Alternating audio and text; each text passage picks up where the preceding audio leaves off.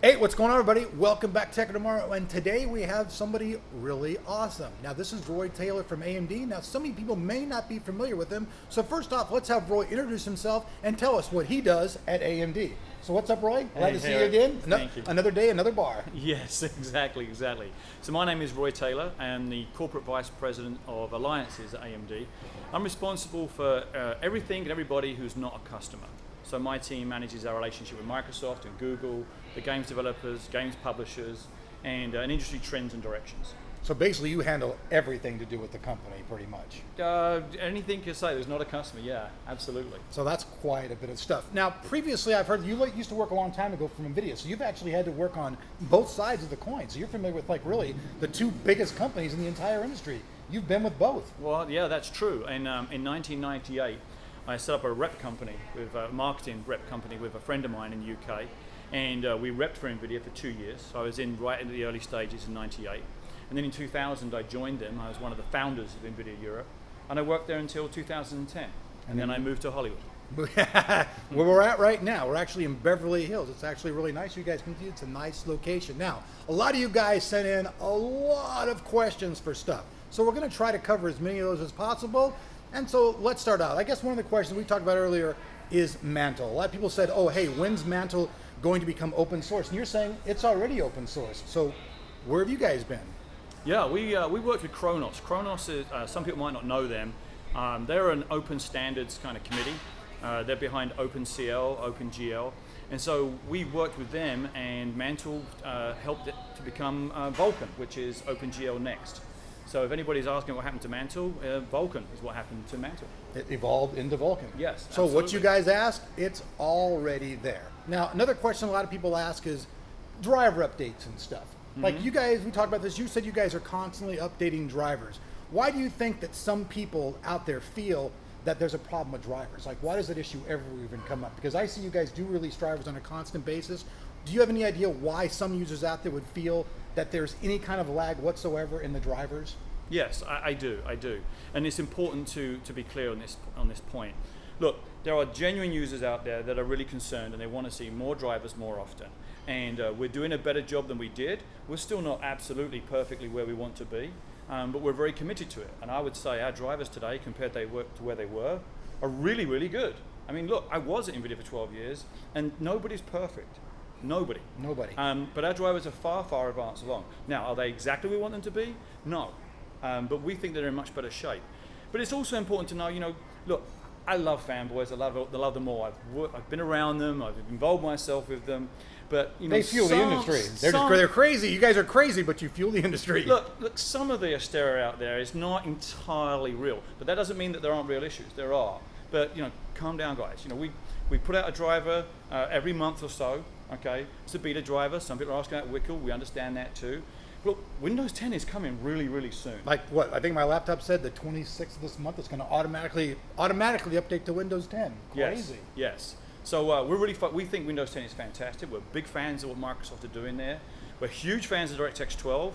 So I guess we might as well stop right there real quick though. So AMD's completely ready for Microsoft 10. We are absolutely ready for Windows 10. So you guys out there, you plan an upgrade, you hear it from the man. They are ready. Yes. 10 is coming. Yes. It's going to be for you? Yes, it is. It's going to be for me because my laptop's going to make me install it. I would have been using it for a while. I love it. I really love it. Yeah. Well, we're going to see. Now, another question everybody's always asked is with CPUs.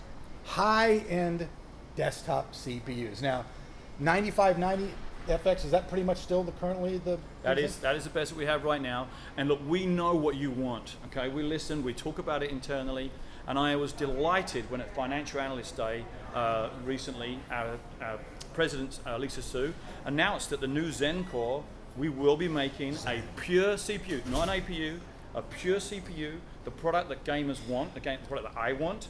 And as soon as we can give you more news on that, we will. But yeah, because I mean, I'm really looking for the time when AMD is going to have a CPU that's not only in the high tier pricing of the Intel, but actually totally does compete with that, because that will make what I feel the playing field completely even.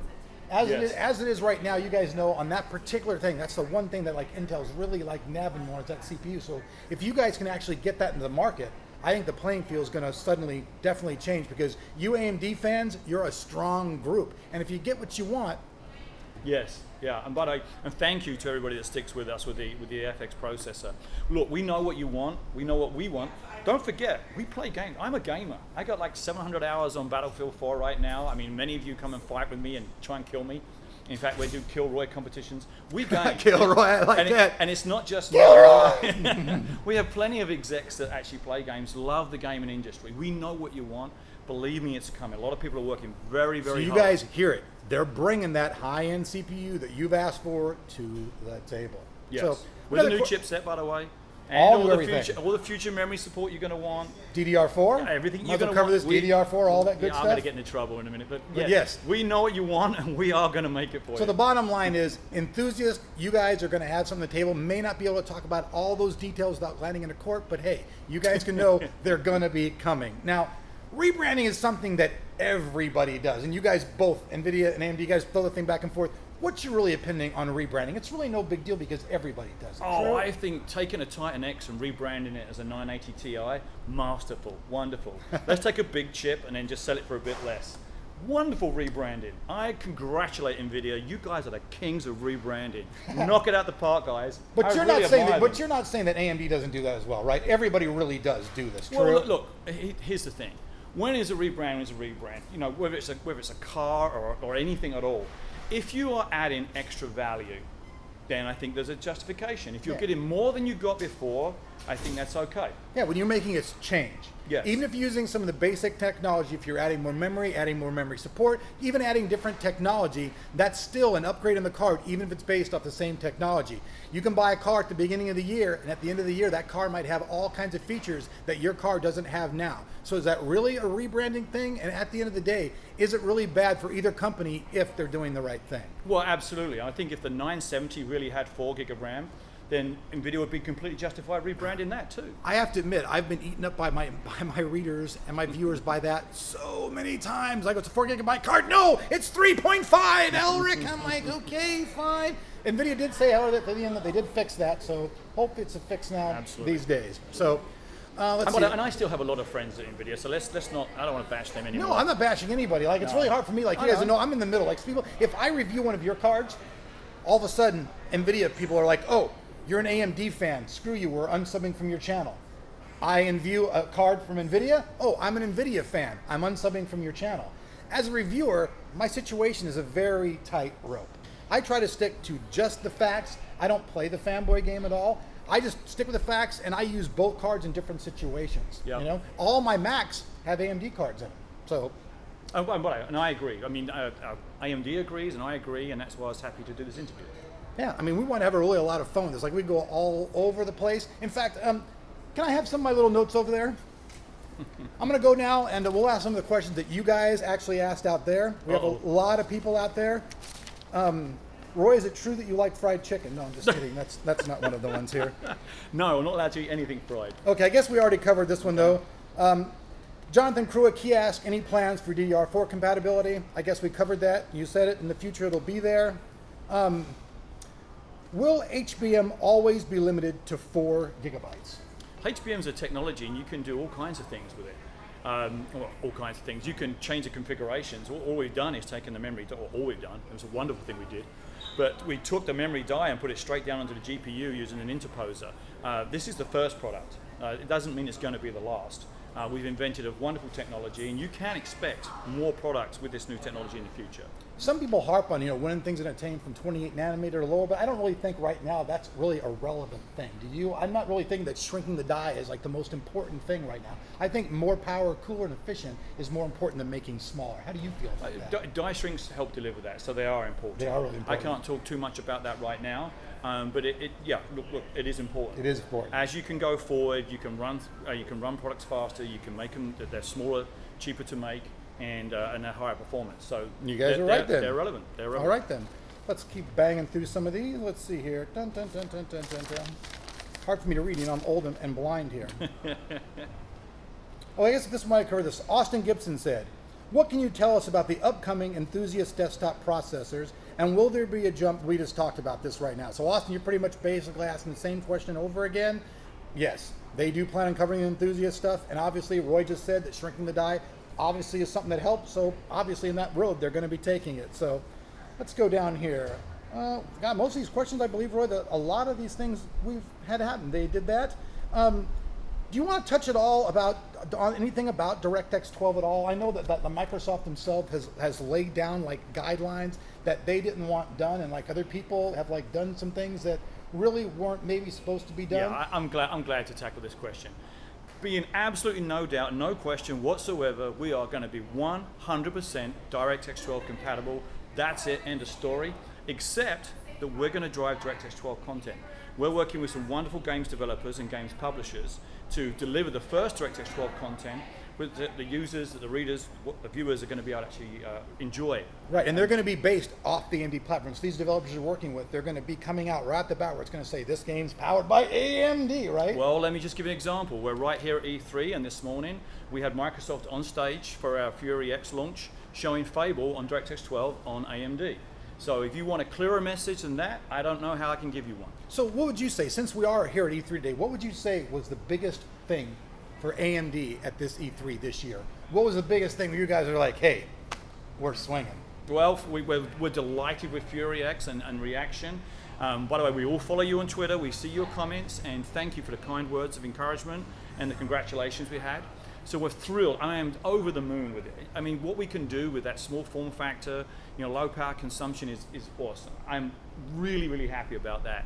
The other thing is here at the Beverly Wilshire, we had a summit this morning talking about VR. And we had some industry luminaries like Ted Chilowitz from 20th Century Fox. We had James Knight, who did the special effects on, one of the guys doing special effects on Avatar, wow. Spider-Man, I Am Legend. And we had Anthony Borquez, who's a professor from USC. We had a number of luminaries talking about how VR is going to unveil and about how excited they are about liquid VR. So let me ask you a question. For VR right now, how far do you think VR is away from actually being something where you just go to the store and buy it, just like you buy a monitor now? Q1. Brendan Arib on last week's Oculus PR press event said that they were going to ship a consumer version of the Oculus Rift in Q1. So I think that as soon as they're in the stores, we're there, and we're going to have content. We're going to be ready with AMD optimized content using liquid VR, working with the industry luminaries here in Hollywood, where I live. Any game titles that we can look to expect that are going to be in this total VR world in the future that people out there can be going, oh man, I can't wait to get my hands on that shit? Absolutely. I'm delighted to be able to tell the viewers we're working with CCP on E-Valkyrie. We think that's really exciting. We're working on a game called World War Toons. By Reload. World War Toons instead of World War II? World War Toons is the world's first. It's like a game about battling music, or what? It's a World War II cartoon shoot 'em up. Oh wow! And it's 5 versus 5. So it's the world's first multiplayer VR game. So is it like cartoon, like Roger Rabbit style type thing? Yeah. Oh, that's going to be incredible. Yeah, it's going to be. I Really, love really Roger fun. Rabbit. And I'm also delighted to tell your viewers that we're working with End Dreams from the UK, and they have a VR game called The Assembly, which looks really scary and really, really great. And of course, we're working with Starbreeze and with their VR headset and the Walking Dead game. Oh, wow. So and by the way, I've tried it, and it is really scary in VR. It really, really is. Now, all this stuff will be available, you're saying, at Q1 of next year? It's all going to be ready for Q1 next year. Wow, so 2016 sounds like it's going to be the year for VR. Yeah. Yep. So, and all optimized on AMD. all optimized for there. All right, now, Fiji. Got some questions from the people asking about Fiji. A couple of the questions were, will it exceed the 384-bit memory bandwidth, and will there be cards with 8 gigabyte on the Fiji? Well, Fury has a 4096-bit memory bus. Now, just think about this. You have had some questions about memory bus. So the 290X has a 512-bit memory bus, okay? Much, much more than some other GPUs, okay, which gives us advantages. But now with Fury X, we've gone from 512 lanes to 4096 lanes with 4096 cores. So it's pretty much like going from pretty much an Intel desktop to an X99. It is an awesome GPU. And by the way, this is the world's first GPU of its type. It takes time for games developers and content to learn how to take advantage of it. We've just given them something so incredibly huge and awesome. They're trying to get in their heads around it, so they can write the games. How to take advantage of it. But they will. The one thing we know about games developers, you give them hardware, they will take advantage of it. Oh yeah, completely. And as the hardware develops, you guys know games just keep getting better and better. But I'm gonna be honest with you, the other day, I was just playing Doom. And I wouldn't play with my newer games. It seems like the only thing at all driving the industry is better graphics. because the games themselves, the physics, I don't really see too much difference between Doom and Far Cry 4. There's a few cool things, but the main thing you're really getting is the beauty that graphics companies like yourself are bringing to the table. Because without those beautiful graphics, the games would just be the same rehash over and over and over again. Well, now, Eric, I'm going to argue you a little bit on here, I'm afraid. I think the Levolution in Battlefield is awesome. If you play Battlefield, the ability to can destroy an entire tower block, the physics that goes into that, I think is fabulous. But that's one game. What about the soul slew of other games out there? You have to admit, though, the thing driving the gaming industry these days is the video card companies bringing better graphics to the table. That is true, but it's not just graphics. It's how you should do. We can use the GPU to do things like physics and to do compute, and we can use OpenCL in games. I personally would like to see more and better AI for single player games, and I just love to see tons more physics for multiplayer games. Now, are you guys having any particular plans for you guys in the future to implement even more stuff towards these directions? Oh, absolutely. I mean, that's one of the things I love about my job is I get to work with some of the most exciting, creative, wonderful games developers and designers in the world. And in fact, as soon as we're finished here, I'm going straight over to E3 to talk about some upcoming titles that have got some really, really cool new stuff coming. Now, will they have you also, they'll have you over there live too, showing this so people will be able to watch that on YouTube and everything probably right now, won't they? Yeah, I think I haven't been there yet this morning. I haven't get away from the hotel, but I can't wait to hot-foot it over there. Well, is there any things that you particular, since we have you, that you'd like to just actually say straight up to like the fans and stuff about AMD that we might not even covered it, but that they may really just want to know because you know more information about the company than pretty much anybody else would? Yeah. So I mean, there might be something in my limited time that I'm like missing that you really want people to know, and so I'd like to really give you the opportunity to speak directly with the people and just say, hey, this is this. Thank you. I would. You know, Roy Taylor, folks. Here's what I do want to say. If you think that we don't read all the forums and Reddit and see all the comments which get said, we do.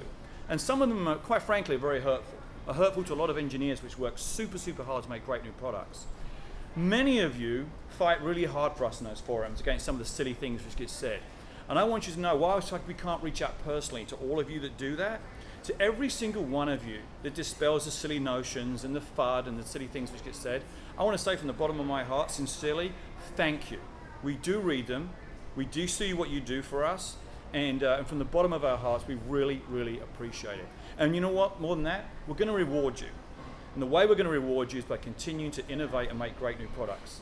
Next year, we've already got great new products just now come out. Next year gets even better, and the year after that gets even better still.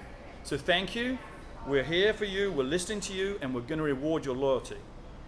Well, that's awesome, Roy. I'm sure these people out there are going to appreciate it. You've heard it right from the man. Now, obviously, you guys really couldn't expect Roy to answer every question anyways.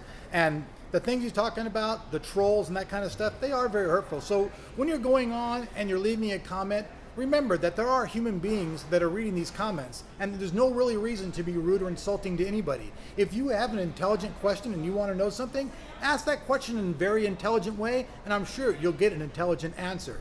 Being a jerk to people usually results in you getting bad stuff. So you be nice, people are nice. Just take this as an advice in life. Now, one thing, our new cameraman he was asking about, how about the other segments? We know that like gaming is like, you know, the big, huge thing. But what about other segments, like segments of like rendering stuff and working in the back industry, like making games and doing stuff like that? What are some of AMD's plans for those areas to further enhance that area? Yeah, no, that's a really great question too, especially since we're here in Hollywood. We're at the home of content creation, whether it's games or movies. You know, it is a great question. I was asked by your cameraman, what are you guys doing about video, professional video? What about me? We have a range of professional graphics cards called Fire Pro, and here's a little known secret. We're actually much, much better at video than anybody. In fact, why is this? Let's tell them, why is this? Why are you better at video? Particularly in digital signage. We made an investment some time ago, and we have some great, great products there. But let me get back to the first part of your question, you know, talking about shaders and so on. We have a very, very strong, what we call dev tech team that's working with the game developers and designers on the technology, but not just games. And I'm so pleased that you asked me this question.